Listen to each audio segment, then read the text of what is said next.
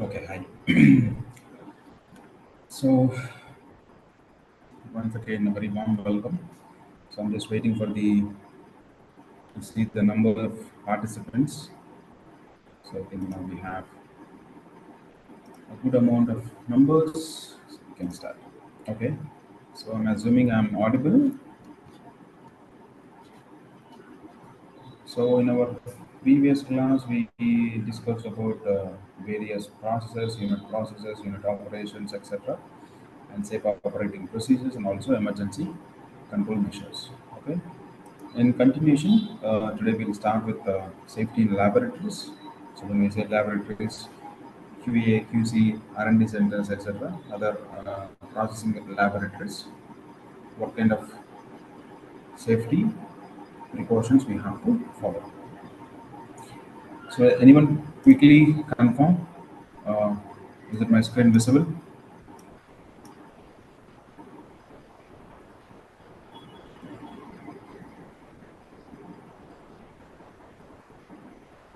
Voice is very low. Okay, let me check. Just I'll take another few seconds.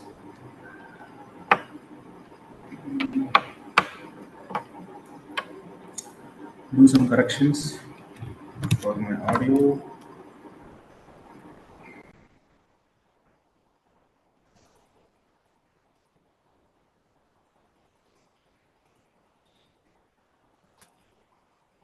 Is it audible now properly? I think Ravindra, please confirm. So are you able to hear me properly now, so that we can start? Yeah. Okay. Great. Thanks. Sorry for that. So as I mentioned, we start with laboratory safeties. As I mentioned, laboratories is nothing but basically they use small quantities of chemicals in part of assessing or in part of checking the quality or parameters of the materials, and also developing new products at the laboratory level. Once it is passed in the laboratory, then it will go for a scale production, which is nothing but it will go to a production facilities for the bulk production. So laboratories is used for testing of raw materials, intermediates, and finished products. It is also used for research purposes, and glass vessels and other small vessels are used to handle small quantities of metals. It's used for checking, testing of raw materials, intermediates, as well as finished products. Glass vessels and other small vessels are used to handle small quantities of metals. The hazard of glass breakage should be understood and also handle such vessels carefully. So, as we know that the glass is having very brittle nature, so it will have a high probability of breakage once it is fall on the floor. It depends on various factors. I mean, at what height it has fallen. Basically, it is having the high probability of breaking of a bottle in case of a fall. So we should be very careful while handling with this glass bottles. It is not about the glass where it is having sharp edges after the breakage. It is about the a type of chemical, the nature of chemical which you are carrying in that glass bottle. Screen and other guards should be provided. Rubber and flexible tubes should be checked frequently and also replaced periodically. Screen and guards, so wherever you have storage or where we have to provide these screens and guards to avoid the exposure, and also rubber and flexible tubes has to be checked on periodical basis, because these rubber and flexible pipes over a period of time it will become hardened, then it will also become hard, then brittle nature. You will get a cracks on the flexible pipes and the tubes. So as you see, if you use in a water pipe in our houses, if it is exposing to the adverse weathers like in winter, for the cold temperature, in summer hot temperatures, again in the rainy season exposing to the various temperatures or various different types of weathers, what will happen over a period of time? It will become hardened. the flexibility, it lose the flexibility, it lose the original properties of the material. Same way here also, the tubes and the pipes are exposed to the various types of temperatures, various types of chemicals, so it will change the properties of the material. Their connection should be checked and kept leak proof. Laboratory vessels and reactors should never be subjected to overpressure, temperature, and speed. So the pipe connections, it's not about the checking of the pipe, it's all about the connections or connecting point should be very strong enough to avoid the leakages. And also the vessels should not be over pressurized, and also temperature, and also speed also, the uh, rotating speed or the stirring speed of the vessel, etc. Unnecessary PPs and apron should be used. Safety showers and wash basin should be provided for the washing of the hands. So necessary PPE. So required PPE, personal protective equipment has to be provided, and also apron should be used, and safety showers and wash basins for cleaning of hands, and safety showers will be cleaning of the contaminated body parts. Okay, just a second. I have, okay, yeah. Then fuming cupboards are provided for venting out the fumes, gas, etc. And their doors, nothing but shutters, should be kept closed up to the specified height. More opening will make suction weak, and also gas vapor may also come out. This is nothing but a suction exhaust system. The fuming cupboards, wherever the reactions happen, the reactions they do under the fuming cupboards, so that whatever the fumes which is generated, it will be taken out by the exhaust system, then it is routed to the scrubbing. So it has to be done at a certain door has to be open for the movement of the people or taking the vessels or the bottles in and out. So it should not be opened fully, so that the vacuum suction will not become weak. It will not able to suck the fumes which is generated. Then gas cylinder should be kept upright and also tied with the chain for the preventing their fall, and their the valves and regulators should be properly used. So we use different types of gases for the laboratories, so they should be properly tied up with the chain to avoid the fall. And also the regulators also should be properly used. And waste collection bins or trolleys should be used to clean and collect the waste from the floor. So we have to use different types of waste color bins to segregate the different types of waste from the each floor level. And batch sheets should be used for the recording of the process, and necessary instruction should be maintained for the next shift worker if the process is to be continued in the next shift. So takeover process. So if you start a reaction, it is not completed in the shift. So the next operator should be the familiar with what are the steps you performed in your shift, so that from there he can take it up. And also the procedures or processes has to be defined for the each activity you are doing in the laboratory. Then room exhaust and process exhaust system should be provided and also run efficiently. Cupboards, shelves, and racks are used to put small bottles or equipments. So room exhaust system, apart from the fuming cupboards, so we'll have dedicated room exhaust systems. So those has to be work efficiently.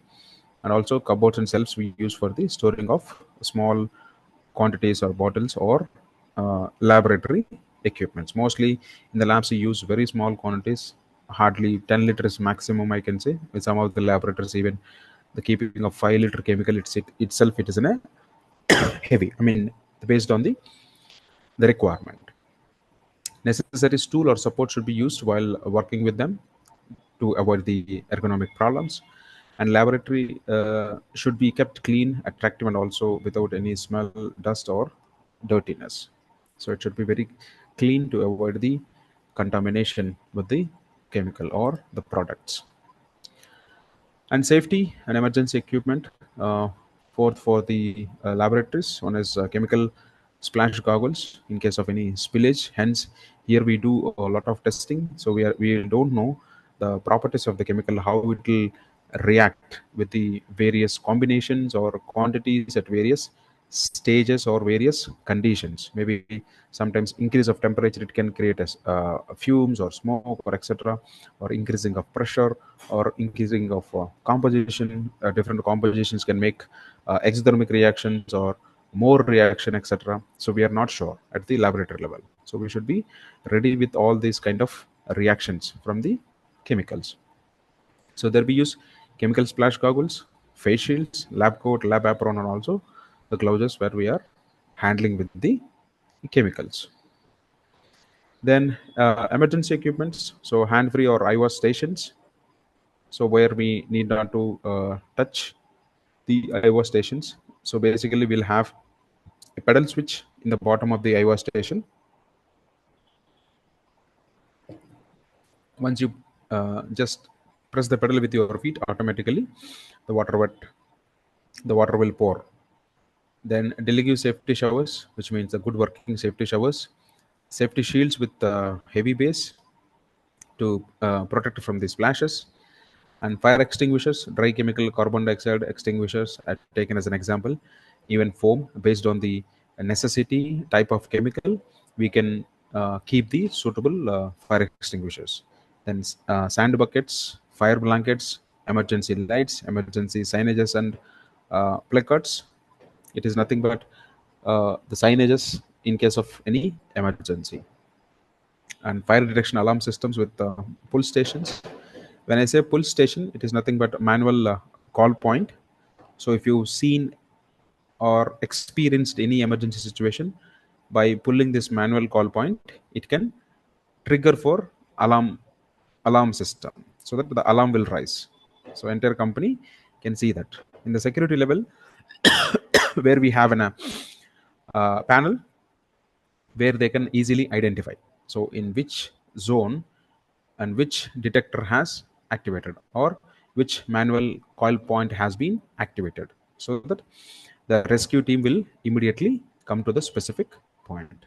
Then first aid kits, so this is also an emergency equipment should be ready in the laboratory.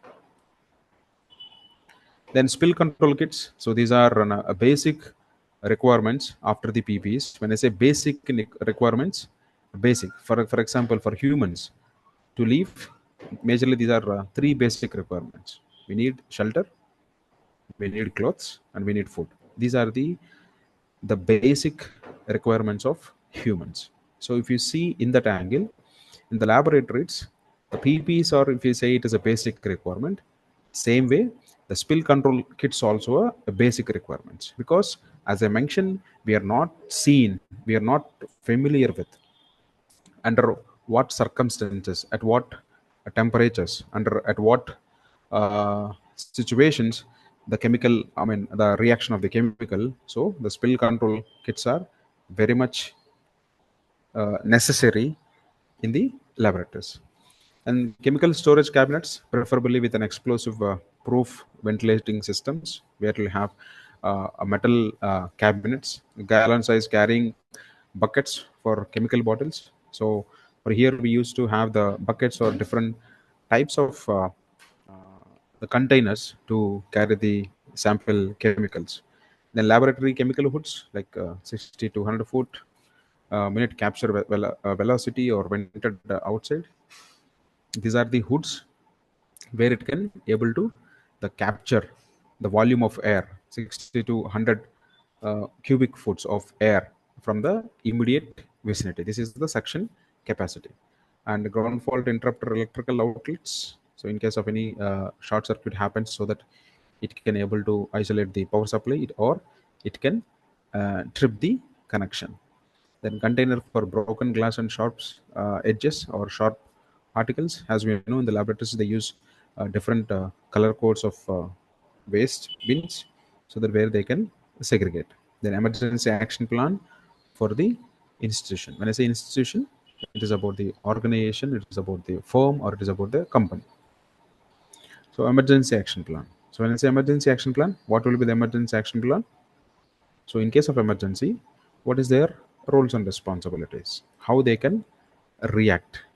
What are the do's, what are the don'ts, and how to report an emergency. And they should be familiar with emergency protocol, or they should be familiar with how they can escape from the immediate vicinity, or they should be familiar with where we have firefighting equipments, where we have emergency showers, where we have emergency alarm system. And they should be familiar with emergency contact numbers. We have to display emergency contact numbers. And they should be familiar with the escape route from the facility or from the immediate location of the employee. And after coming out of the immediate facility, where to go to reach the safe assembly point. So all these things has to be learned or informed to the each employee. Okay, that is about emergency plan. I mean, those are the critical things we'll have. One is what are the different types of potential emergencies, who is the emergency contact number, and the ERT members and their roles and responsibilities, employee roles and responsibilities. And also we'll have number of emergency exits, we'll have emergency floor plan, then we'll have safe assembly point locations, and also what will happen at the safe assembly point. All these things will incorporate in the emergency action plan. Then general rules for the chemical storage. So as we see in first, identify any specific requirements regarding the storage of chemicals from the local, state, and also central regulations and MSDS. So first of all, before storing of a chemical, you should be familiar with, is there any specific requirements, a local or state or international level requirements, or central level requirements are there. So how much chemical I can store, either 1 kilo or 10 kilo or 10,000 kilos. First we have to see the leak out requirement. Once you see this requirement, you will get a permit, you will get a license, then you are authorized to store. So then you will refer to the MSDS. What are the precautions? What are the uh, storage precautions? What are the first aid measures? What are the firefighting measures? What are the incompatible chemicals with that material? What are the uh, spill control methods? How I can store? And also the disposal considerations. What are the disposal considerations I have to uh, I should know? All these things we can get it from MSDS. Then criteria for storage. So the storage chemicals inside in a closable cabinet or study shelf with a front edge lip to prevent the accidents and also the chemical spills. 3/4 inch front edge lip is recommended. So when I say front edge lip, it is just a small tip of a wooden piece where so that the bottles immediately will not come out. Then secure shelving to a wall or a floor. So if you have an portable shelves, so it has to be secured with a wall for the better stability. Ensure that all the storage area should have door with locks. All the storage areas with locks. So some of the, if you're using poisonous chemicals rules, I think recently they have introduced. So wherever you're using any poisonous chemicals, it should be having lock and key facility. It is going to be a mandatory requirement.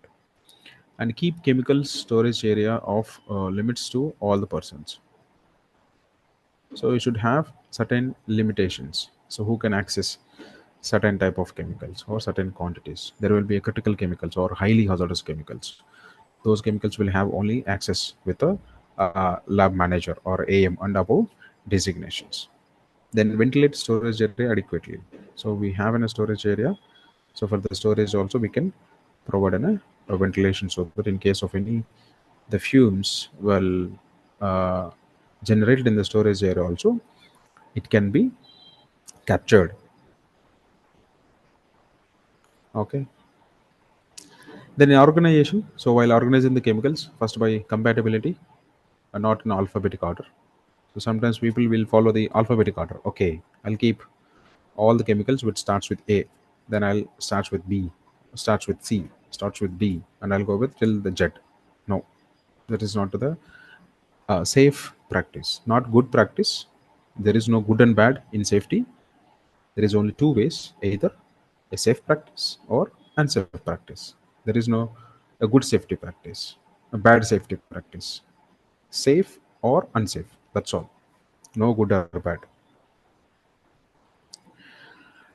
Or we can say a benchmark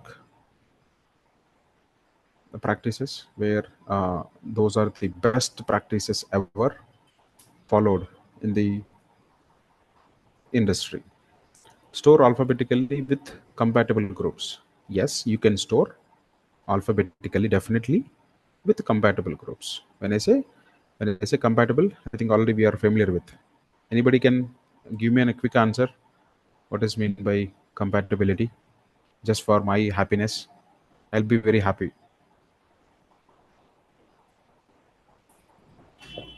compatibility గురించి మనం ఏం చెప్పుకున్నాం? Compatibility అంటే ఏంటి? Sir yes yes Sriram. Sir उसका क्या definition होता है सर? हाँ हाँ हाँ, कंपैटिबिलिटी तो क्या है? कंपैटिबिलिटी, हाँ इनकम्पैटिबिलिटी. अब एग्जांपल बताइए. Even I don't want on वो so many technical definitions. I need It the is like conceptual understanding. easy way, sir. Easy way, I think. Yeah. What is meant by compatibility?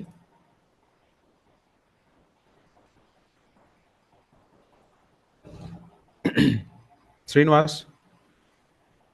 Sir, when we are storing some chemicals in the warehouse, we have to look after the compatibility of each chemical, whether it is What is reactive with compatibility? each other or not. Sorry. When we are maintaining chemicals nearby in a warehouse, we have Mm-hmm. to check the compatibility with each chemical. Okay. Compatibility అంటే ఏం చెప్పొచ్చు మరి? Under reaction, sir. That is what I'm expecting. So when I say compatibility, so when I say a chemical A and chemical B, both are compatible, it means they won't react with each other. They are very friendly. They can mingle each other. When I say chemical A and chemical B are incompatible with each other, they are like villains. Once they come together, they start reacting each other. They generate a third chemical, a third product, or fumes, or they can increase the temperature, or they can explode. So many unwanted things, unexpected things will happen. When I say incompatible, those chemicals are not supposed to be stored together. So when I say compatible, yes, they are all friendly chemicals. They can be stored together. Okay. Thanks, Srinivas and others. Nirup or somebody. Hariram. Yeah.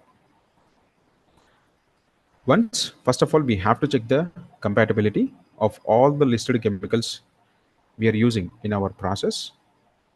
Then once you find all the listed chemicals, then you group them into compatibility groups. Segregate into the compatibility groups. Once the grouping is done, again you can rearrange in a alphabetical order so that it will be safe. Then segregation. Store acids in a dedicated acid cabinets. Nitric acid should be stored alone unless the cabinet provides an adequate compartment for nitric acid storage. Storage highly toxic chemicals in a dedicated and also lockable poison cabinet that have been labeled with highly visible signage. Toxic chemicals like poisonous. If the releases, it is going to suffocate everybody in the vicinity. Store volatile and also uh, odoriferous chemicals in a ventilated cabinet. I'm not able to recall odoriferous chemicals. It should be ventilated cabinet so that in case of any leakage or any the fumes it is generated, it can able to captured immediately.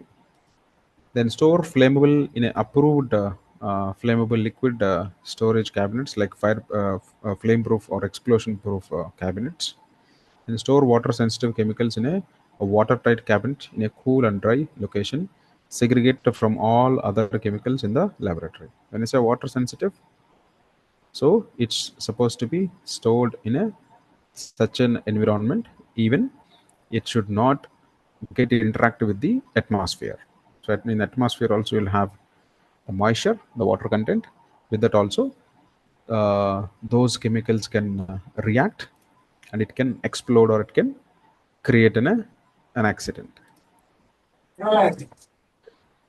Then storage don'ts. So do not place heavy materials, liquid chemicals, and also large containers on the high shelves. So it is reverse. We have seen wherever you have a mechanical aid of provision for the lifting of the tools or material, where you can store larger ones in the bottom, smaller ones in the top. In the laboratories, so you can't store the heavy materials or liquids on the top, because in case of any spillage happens, it can lead to a major accident.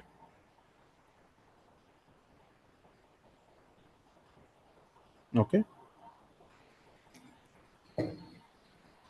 Then do not store chemicals on the top of the cabinets. So this is also very important. Even if somebody is working in the already in the industries, you could see, you won't see any bottle which is stored over the cabinets, because it is very unsafe. Sometimes we may accidentally fall down, or that is an authorized place, because it is not having any control. Anybody can access with that chemical. So most of the cabinets will have a lock and key provision. Do not store chemicals on floor even temporarily. So this is also very important. If you see in the laboratories or R&Ds, all the bottles will be have a secondary containment kits or the tray, so that in case of any spillage, it will be on the tray itself. Even for the temporary also, we are not supposed to store any chemical on the floor. Do not store items on bench tops and in the laboratory chemical hoods, except when it is in use. Even bench tops also, until unless you're not going to, or until unless you're going to use, then only we do not store items in the bench tops. Okay, until unless you are not using those chemicals, you are not supposed to bring on the bench top. When I say bench top, where you do reactions. Do not store chemicals on shelves above the eye level. Even this is also very important. So if you are storing at the above eye level, you are not sure which bottle you are picking up. Sometimes it may, the chemical, it may collide with other bottles. It is not a safe practice. Do not store chemicals with food and drinks. So as we know, it is in a basic safety thing. So we are not supposed to store chemicals with food, or we are not supposed to store food with chemicals. Sometimes in the laboratories, they used to store some chocolates or etc. I mean, it has not happened, but there will be a chance. Do not store chemicals in personal staff refrigerators, even temporarily. Well, it does not happen usually, but in the worst case scenarios, there might be a chance. Otherwise, we won't get this point. Maybe there are days where the people use the basic refrigerant, even the general refrigerators also, for the storage of the chemicals. Then do not expose stored chemicals to directly heat, sunlight, or highly variable temperatures. So we are not supposed to expose stored chemicals to the direct heat or sunlight or any variable temperatures, like the temperature is varying from very high temperature to the very cold temperature, like that. Okay. Then proper use of chemical storage containers. So never use food containers for chemical storage. Yes, we are not supposed to use. As I taken example previously, we use the plain water bottles. So if you go to the to get in a coconut water, so they will give an empty, a plain water bottle. So there is no labeling, etc. They'll just cut the coconut, pour into that. The same way, in the construction industries or in the painting people, they used to get the thinner in the same bottle. They remove the labels, and then it looks like in a pure water. So who is very thirsty, there might be a chance of using the thinner for the drinking purpose, maybe some other purposes also to clean something. So we are not supposed to use any food containers for the chemical storage. Make sure all containers are properly closed. This is also very important. No chemical container should be in the open condition. All the containers has to be must and should in closed position. After each use, careful wipe down and also outside of the container with a proper towel. Because for every pour, which means for every often after you taking the chemical from a container, definitely you have to wipe the neck of the container. So definitely there is a contamination. There is a traces of the chemical with a proper towel. Even the simple example, maybe in your career already, if you are attending this training program, means everybody close to 20 22 years, maybe above. So you will get in a chance in the kitchen to pour an oil. While pouring an oil from the any container, definitely you would have wiped with your finger, again put it back that oil into the same container. So because there will be a chance of contamination or residues. Then after each use, carefully wipe as we have with the proper towel. Before returning into the storage area, properly dispose the proper paper towels after use. Okay. So we have to use the paper towels to clean the contamination or the spillage or the traces of the chemical at the neck of the bottle before keeping it back to the storage area. And we have to dispose those paper towels as per the local regulations. Then utility hazards and controls. So with that we have done with laboratory, so do's and don'ts, and safety precautions while for the handling and also handling of chemicals. When we say utilities, so here you will see water, air, power, thermic fluids, steam, heating media, brain is nothing but a cooling media, inert gas, purging media. Inert gas is nothing but a purging media. So where it will not have any flammable nature. Where the inert gas used to take out the presence of oxygen. Some of the reactions we do at the inert atmosphere, in the sense under the presence of nitrogen, and other way of telling it is in the absence of oxygen. And also need attention from safety point of view, and their failure creates immediate danger which requires similar immediate controls. Therefore compressors, condensers, emergency services, standby equipment, etc. should be kept ready for immediate use. So these utility failures will be resulting in catastrophic accidents. For example, you're doing a reaction in a reactor. So suddenly the utility failure, or you are not able to control. You took that the reaction to 100 degrees centigrade. From there, you have to slow down the temperature of the reaction mass. So there, your utility failure, you are not able to get the water, a cold water or a brain. It is continuously heating up. So what will happen? Due to the 10%, 10 degree of increase in temperature, as we see in the exothermic reaction, it can double the reaction rate. Then it will become exothermic. It can release enormous amount of uncontrollable heat, and it can also, the heat can increase the temperature of the mass, and resulting the pressure will increase.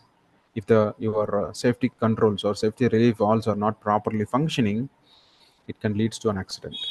So the utility is an at most a critical function for the chemical industries, because there is no utility, you can't able to heat up your reaction mass, and there is no utility, you can't able to cool down your reaction mass. And even utility we can use for the cleaning or washing of the some of the soluble uh, impurities in the reaction mass. So utility is the utmost key requirement in the chemical industries.